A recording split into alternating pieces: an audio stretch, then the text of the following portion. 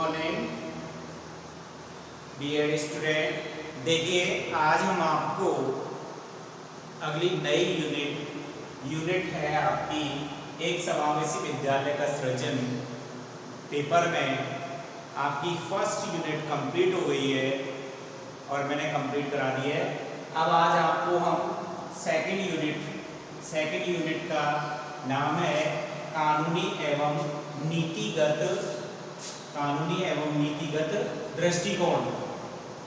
कानूनी एवं नीतिगत दृष्टिकोण सरकार द्वारा जो भी नियम कानून और नीतियां बनाई हैं उनके बारे में है। तो पहला है, इसमें पहला टॉपिक है आरटीई अधिनियम 2009। आरटीई अधिनियम 2009। पहले मैं आपको एक बार बता देता हूँ उसका पूरा नाम क्या है। पूरा नाम है right of children to free and compulsory education act 2009। Right of children to free and compulsory education act 2009। निःशुल्क एवं अनिवार्य बाल शिक्षा का अधिकार अधिनियम 2009। ये कब बना, कब लागू किया गया, इसे मैं देखिए सभी बच्चों क्या है कि हमारा देश भारत आपको पता है कि विश्व गुरु के नाम से जाना जाता है। विश्व गुरु के नाम से भारत जाना जाता है और यहाँ के जो महान गणितज्ञ जिन्होंने की शून्य की खोज की थी वो थे हमारे कौन, आर्यभट्ट, जिन्होंने की शून्य की खोज की थी। हमारा देश विश्व में विश्व गुरु के नाम से जाना जाता था, लेकिन यहाँ पर क्या है और यहाँ पर क्या है कि नालंदा एवं तक्षशिला जैसे विश्वविद्यालयों की स्थापना हुई है और यहाँ बहुत अच्छे विद्वान और अच्छे गणितज्ञ हुए हैं जिन्होंने की भारत की पहचान बनाई है कि हाँ इंडिया भी कोई देश है। पर क्या होता है कि विदेशी आक्रमणों के कारण यहाँ पर क्या हुआ कि विदेशी आक्रमणों के कारण यहाँ की शिक्षा व्यवस्था, यहाँ का एजुकेशन ठप हो गया। हमारे यहाँ के जो पुस्तकालय थे उनको जला दिया गया और गुरुकुल जो थे उनको नष्ट कर दिया गया। गुरुकुल में जो शिक्षा दी जाती थी पहले, तो उनको क्या है कि उनकी उस व्यवस्था को नष्ट कर दिया गया और हमारे बड़े बड़े पुस्तकालय की पुस्तकों को जला दिया गया।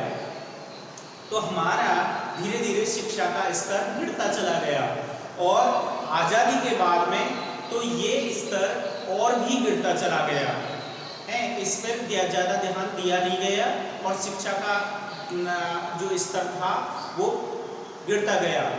आज भी आपको पता है केरल नंबर 1 पे है और सर्वाधिक साक्षरता में है इंडिया में, और बिहार सबसे नीचे है, निम्न है।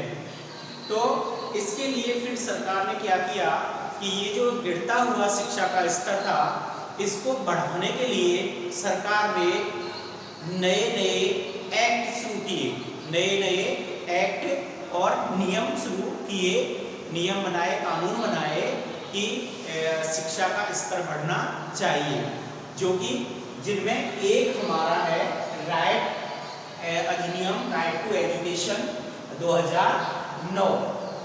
तो इसमें देखिए निःशुल्क और अनिवार्य बाल शिक्षा का अधिकार अधिनियम 2009 भारत सरकार द्वारा नागरिकों को प्रदान किए जाने वाले 6 मूल अधिकार, 6 मौलिक अधिकार मिले हुए कि नहीं है, 6 मौलिक अधिकारों में है ये। 6 मौलिक अधिकारों में से एक संस्कृति और शिक्षा संबंधी जो हमारा है ना, एक अधिकार जो है संस्कृति एवं शिक्षा, संस्कृति एवं शिक्षा संबंधी अधिकार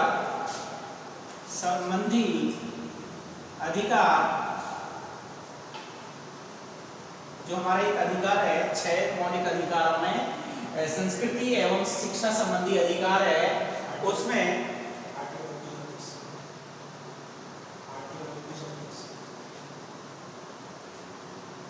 उसमें इसे उसके अंतर्गत इसे लागू किया गया है।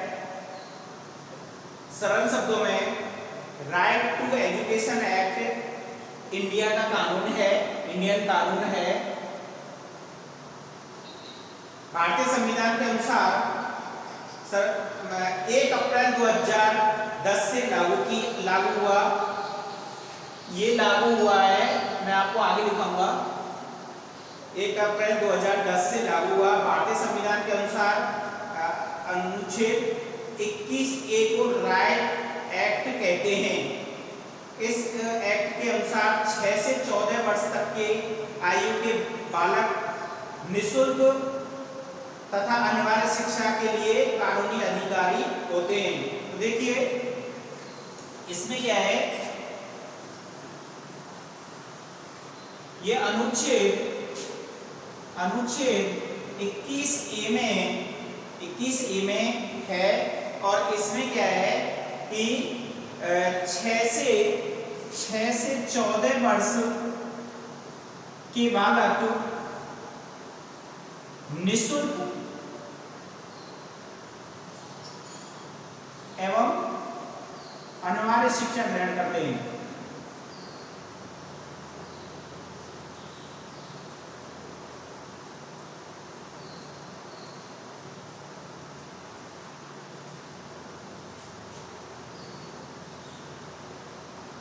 इसे लागू किया गया है, मैं आपको बता देता हूं। लागू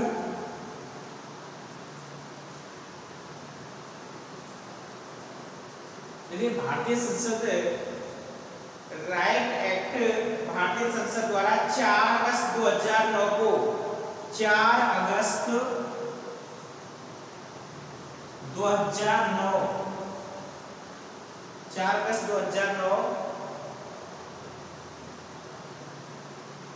को पारित किया गया था तथा 1 अप्रैल 2010 से ये पूरे भारत में लागू किया गया।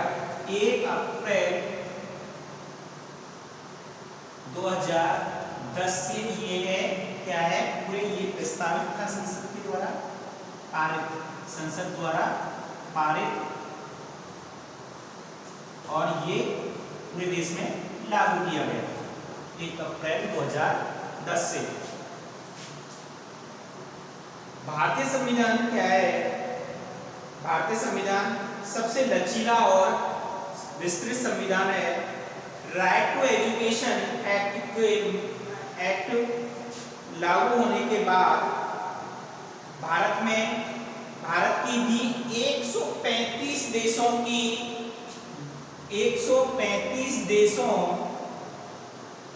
में गिनती होने लग गई। मतलब राइट टू एजुकेशन को लागू करने वाले 135 देश थे, उनमें भारत की भी क्या है, गिनती या भारत का भी नंबर आ गया। भारत भी उस सूची में, जो 135 देशों की सूची थी, उसमें इंडिया भी क्या है, शामिल हो गया। भारत भी उन 135 देशों की सूची में सम्मिलित हो गया जहां बच्चों के लिए निःशुल्क एवं अनिवार्य शिक्षा का प्रावधान है। ठीक है, यहाँ हमारे इंडिया से पहले भी हैं 134 देश जिनमें की निःशुल्क एवं अनिवार्य शिक्षा प्रदान की जाती है, और 35 में, मतलब कि नंबरिंग के हिसाब से तो पता नहीं, लेकिन 135 देश ऐसे हैं जिनमें इंडिया भी शामिल है, जो कि निःशुल्क एवं अनिवार्य शिक्षा का अधिकार जिसे प्राप्त है, दिया गया है बच्चों के लिए। आगे राइट टू एजुकेशन के उद्देश्य और विशेषताएं क्या हैं? राइट टू एजुकेशन के उद्देश्य मैं आपको समझ में आ गया होगा। 135 देशों में भारत भी शामिल है अनुच्छेद 21A में, और 6 से 14 वर्ष तक के बच्चों के लिए निःशुल्क एवं अनिवार्य शिक्षा ग्रहण करते हैं। 4 अगस्त 2009 को ये संसद द्वारा पारित किया गया और 1 अप्रैल 2010 को ये देश में लागू किया गया। अब है इसके राइट टू एजुकेशन के उद्देश्य एवं विशेषताएं। उद्देश्य एवं विशेषताओं में देखेंगे आप,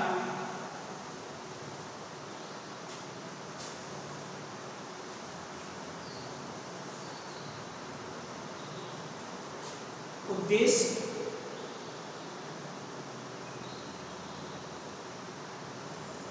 एवं विशेषताएं, क्यों बनाया गया था ये, क्या उद्देश्य थे और क्या इसकी खूबियां हैं, विशेषताएं। तो आप नंबर वाइज सुनेंगे। नंबर 1 पहली है इसकी विशेषता, ऐसे ही बता रहा हूं मैं आपको, सुनिए। राइट एक्ट 2009 के अंतर्गत सभी 6 से 14 वर्ष की आयु के बच्चों को मुफ्त शिक्षा उपलब्ध कराई जाती है। सबसे पहला है इसमें 6 से 14 वर्ष के बच्चों को मुफ्त एवं अनिवार्य शिक्षा देना इसका एक मुख्य उद्देश्य था। अगला है, दूसरा है, प्राइवेट स्कूलों को 6 से 14 वर्ष की उम्र वाले 25% गरीब बच्चों को निःशुल्क शिक्षा प्रदान करनी होगी तथा ऐसा नहीं करने वाले स्कूल वाले पर वसूली की गई फीस से 10 गुना अधिक जुर्माना तथा स्कूल की मान्यता भी रद्द हो सकती है। एक ये दिया गया था कि प्राइवेट स्कूल, निजी स्कूल जो होते हैं, निजी स्कूलों द्वारा गरीब बालकों के 25% बच्चे क्या है, निःशुल्क शिक्षा ग्रहण करने के लिए उनके एडमिशन दिए जाएंगे। ठीक है, मेरा मतलब मैं आपको 25% का समझा देता हूँ। अगर एक क्लास, मान लीजिए थोड़ी सी देर के लिए फर्स्ट क्लास है और इसमें अगर 4 बच्चे हैं, अगर इसमें 4 बच्चे हैं तो एक बच्चा आरटी के तहत होगा, एक बच्चा क्या होगा, आरटी के तहत, और 3 बच्चे कौन से होंगे, जो कि क्या कह रहे हैं, फीस वाले होंगे, है ना, फीस वाले जो फीस देंगे। तो मतलब गरीब का 25% में जितने भी बच्चे में, तो 4, अगर मैंने ये वो उदाहरण दिया है कि अगर फर्स्ट क्लास में 4 बच्चे हैं तो उन 4 में से एक बच्चा क्या है, आरटी के तहत होगा और 3 बच्चे क्या है, फीस वाले होंगे। तो इस प्रकार से जितने भी क्लास में बच्चे होंगे उन पे 1-1 का रेशो लगा के और 1:3 का, मतलब 1:3 का रेशो लगा के और ये एडमिशन देंगे प्राइवेट स्कूल। अगर प्राइवेट स्कूल ये नहीं देते हैं, इस प्रकार का कोई वो जो सरकार ने दे रखा है और उस गरीब बच्चे से अगर फीस मांगते हैं, लेते हैं, तो सरकार उस पर जितनी भी वो फीस लेगा उससे दुगना चार्ज लगा सकती है, और उस स्कूल की क्या है, मान्यता भी रद्द कर सकती है। ठीक है, तो ये दूसरा उसका क्या उद्देश्य था कि निजी स्कूलों में या निजी संस्थाओं में कोई भी हो तो उसमें क्या है कि 25% बच्चे क्या होंगे, गरीबों के बच्चे होंगे, जिनको की क्या करें, मुफ्त में शिक्षा दी जाएगी, अनिवार्य शिक्षा। 6 से 14 वर्ष तक के बच्चे, ये भी 6 से 14 वर्ष तक के बच्चे होंगे। तीसरा है, मान्यता रद्द होने के बाद भी स्कूल संचालित करने पर 1 लाख रुपया तथा इसके बाद रोजाना 10,000 रुपये जुर्माना का प्रावधान है। इनमें अगर कोई निजी स्कूल ऐसा करता हुआ मिल गया है कि उसके मतलब मान्यता रद्द कर दी है और फिर भी वो चला रहा है, उसकी क्या है कि मान्यता रद्द कर दी गई है, लेकिन मान्यता सरकार के द्वारा मान्यता रद्द कर दी गई है, लेकिन उसके बाद में भी चला रहा है, तो उसका क्या होता है कि उसके लिए जुर्माना 1 लाख रुपया जुर्माना क्या रखा गया है कि 1 लाख रुपए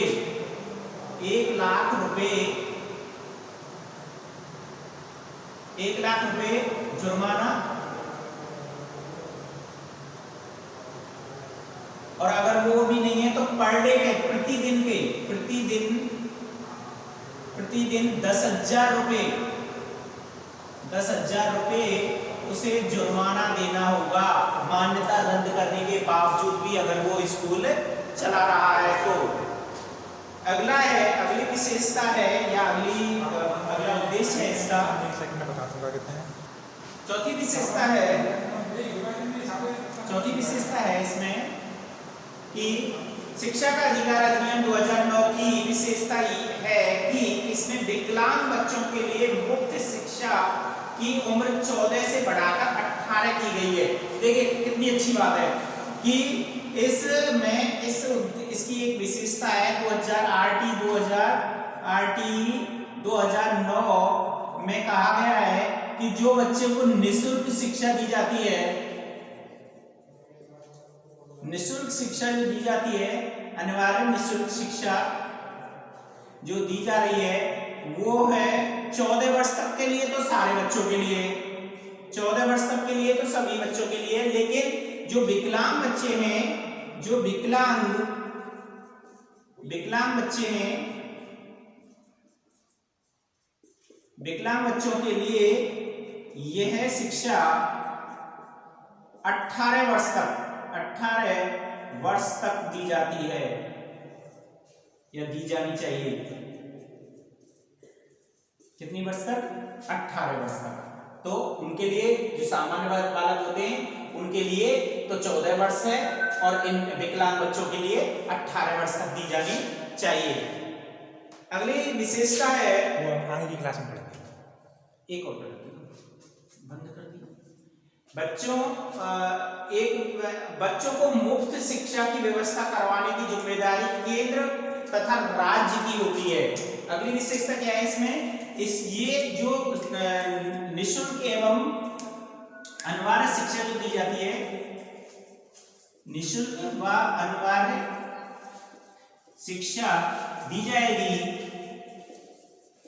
वह राज्य सरकार, केंद्र सरकार, पहले केंद्र सरकार व राज्य सरकार का उत्तरदायित्व है। राज्य सरकार का उत्तरदायित्व है,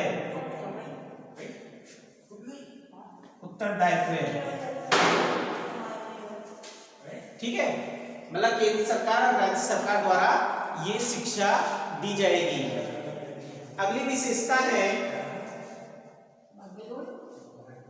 आगे मैं आपको अगली क्लास में बताऊंगा, इसमें विशेषताएं और भी हैं। आगे की क्लास में आपके लिए बताई जाएगी अगली विशेषता। तब तक के लिए धन्यवाद।